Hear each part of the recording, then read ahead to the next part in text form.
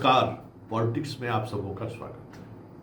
और आज हम पॉलिटिक्स में जिस बात की चर्चा करने जा रहे हैं, उस बात की चर्चा करने से पहले जरा कुछ सैद्धांतिक बात कर देते हैं। देखिए, पॉलिटिक्स में परसेप्शन का बड़ा मायने है। और ये जो परसेप्शन है ना, उसके सहारे नेता अपना संदेश देने की भी कोशिश करता है कि मेरा बारे में परसेप्शन क्या बन रहा है और हमें क्या परसेप्शन बनाना है। काफी महत्वपूर्ण चीज है। और अगर आप पत्रकार हैं या बुद्धिजीवी हैं या पॉलिटिक्स पर नजर रखते हैं, तो जैसे ही परसेप्शन वाली बात को आप फॉलो करना शुरू करेंगे ना, कि नेता का बोलना, नेता का बॉडी लैंग्वेज, नेता का तस्वीर, देखिए हर कला में, मतलब जो कुछ भी, खाना खाने से लेके, उठने से लेके, बैठने तक लेके, मिलने से लेकर सोने तक, हर पल 24 घंटे पॉलिटिशियन अपने परसेप्शन को लेकर बड़ा सजग रहता है। मेरा कोई परसेप्शन में मेरे बारे में कुछ ऐसा ना चला जाए कि लोगों को मतलब बुरा लग जाए, या फिर लोग हमसे नाराज हो जाएं, या फिर लोगों को लगे अरे केजरीवाल आदमी है, सीरियस ना ले।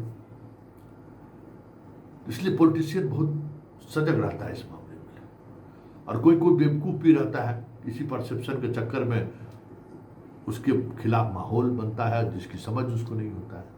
तो आज हम इसी तरीके की बिहार की राजनीति में जो परसेप्शन का जो खेल चल रहा है, उस परसेप्शन के खेल पर ही हम चर्चा करने जा रहे हैं। देखिए, अभी जदयू के अंदर में नंबर 2 कौन है, इसको लेकर परसेप्शन का खेल चल रहा है। ललन सिंह कल अनंत सिंह के घर पे गए और उसके बाद मोकामा पूरा घूम फिर हुआ। अशोक चौधरी के साथ तो सिनेमा सर्कस सब चीज हो ही रहा था, लेकिन कल जैसे ही ललन सिंह गए और बात आगे बढ़ी, तो ये तय हो गया कि भाई मोकामा में ललन सिंह का आशीर्वाद मिल गया। फिर जिस तरीके से ग्रामीण कार्य विभाग में छापामारी हुआ, जो चर्चाएं हुई वो, और फिर डील होने की बात आई, तो परसेप्शन बना कि नहीं, ललन सिंह नंबर 2 है। आज भी ललन सिंह का कोई जोड़ा नहीं है बाएं दाएं। लेकिन इस परसेप्शन के खेल में एक व्यक्ति है जो हमेशा असहज हो जाता है। उसकी असहजता आपको झलक जाएगी, क्योंकि जैसे ही परसेप्शन बनने लगता है कि जदयू में नीतीश के बाद कौन, तो उसकी बेचैनी बढ़ने लगती है। चाहे उसके लिए जो कुछ भी खोना पड़े, बेचैनी बढ़ने लगती है कि करें क्या। तो जरा इस तस्वीर को देखिए गौर से। अशोक चौधरी है, सही पकड़े हैं, अनंत सिंह का हाथ पकड़े हुए, और चलने का चाल ढंग देखिए। जैसे भी हो, जिस भी परिस्थिति में हो, मुख्यमंत्री आज उनके यहाँ पहुंचते हैं, और वहां अनंत सिंह अपने दोनों बेटे के साथ मौजूद रहते हैं, सरदम गच्छामी की तरह। दोनों के सोशल पेज, फेसबुक पेज पर देखिएगा तो बहुत सारी चीजें समझ में आपको आने लगेगी। और जैसे ही ये मुलाकात होती है, इस मुलाकात के बाद पहली बार अशोक चौधरी कहीं पटना से बाहर नहीं थे, श्याम रजक जी के घर पर चले गए। ये भी फोटो देखिए। अब पहले भी जा सकते थे, हमने एक बार चर्चा भी की कि श्याम रजक के यहाँ मुख्यमंत्री को भी जाना चाहिए, लेकिन आज श्याम रजक के घर पर पहुंच गया। मतलब कि पार्टी में हमारी जो भूमिका है वो नीतीश जी तय करते हैं। आदेश हुआ तो हम श्याम रजक जी से मिलने चले आए। परसेप्शन तो यही है। अभी तक जो आदमी श्याम रजक जी के पत्नी के निधन के पर आयोजित किसी भी कार्यक्रम में नहीं गया, वो व्यक्ति अगर आज नीतीश से मुलाकात के बाद तुरंत श्याम रजक जी के घर पर पहुंचते हैं, तो क्या संदेश देने की कोशिश होता है कि नंबर 2 में ही। इस परसेप्शन के खेल में जदयू में जो कुछ भी चल रहा है और जिस तरीके से चल रहा है, ये तय मानिए कि आने वाले समय में बहुत सारी ऐसी चीजें हैं जो अभी पर्दे के पीछे है, वो खुलकर सामने दिखने लगे तो कोई बड़ी बात नहीं होगी। क्योंकि ललन सिंह परसेप्शन के मामले में बहुत सजग आदमी है और वो सजगता अलग तरीके से प्रकट करते हैं। वो इस तरीके से नहीं जिस तरीके से अशोक चौधरी करते हैं। और यह जानते हुए कि अभी फिलहाल जो इंजीनियर की गिरफ्तारी हुई, फिर उसके गिरफ्तारी के बाद की कार्रवाई को लेकर जो चर्चाएं हो रही हैं और कहीं न कहीं बात अशोक चौधरी तक पहुंच जा रही है,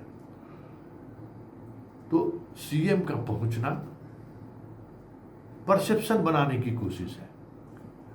अशोक चौधरी आज भी नंबर 2 है, मतलब या अशोक चौधरी कुछ भी कर ले, सीएम का बर्दाश्त उनको प्राप्त। तो ये परसेप्शन आने वाले समय में अशोक चौधरी के लिए उल्टा दाव पड़ जाए तो कोई बड़ी बात नहीं होगी।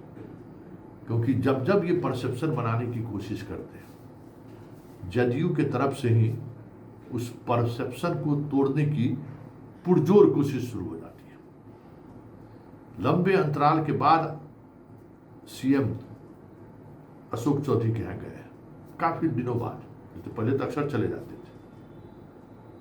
तो ये जाना, वैसे जो डील हुआ, जिस बात की चर्चा सरेराह है, तो नीतीश जी का इस तरीके से जाना स्वाभाविक भी है। जब सब कुछ हो ही गया, ललन बाबू का झंडी मिल ही गया, तो फिर चले गए।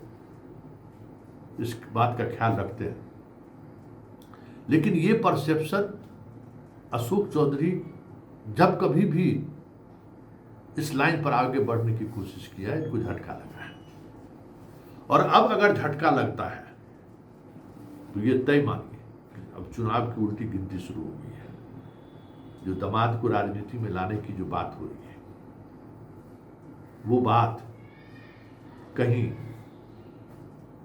उस पूरी सियासत की धुरी में एक बार फिर से, क्योंकि चिराग पासवान को लेकर तो ये तय हो गया कि उनको अधिकांश ऐसी सीटें देने हैं जो रिजर्व में हो। कुछ सीटें होंगी जहां वो सामान्य वर्ग के उम्मीदवार उतार सकते हैं। लेकिन उस ऑपरेशन में भी अशोक चौधरी की जो असहजता है, वो पार्टी के अन्य लोग समझ रहे हैं। पार्टी समझ रही है कि इनकी लॉयल्टी अब नीतीश कुमार के प्रति, जदयू के प्रति नहीं है। इनकी लॉयल्टी अपने परिवार, दामाद, बेटी की राजनीति को बनाए रखने को लेकर है। ऐसे में ये देखना दिलचस्प होगा, अनंत सिंह के साथ ये तस्वीर है आने वाले समय में अशोक चौधरी की राजनीति में गले का फांस बन जाए तो कोई बड़ी बात नहीं होगी। क्योंकि ये नंबर 2 की जो सियासत है ना, वो सियासत बहुत, कह सकते हैं ना, बहुत क्रूएल है। बहुत, मतलब समझ सकते हैं, 2 नंबर का मतलब समझते हैं।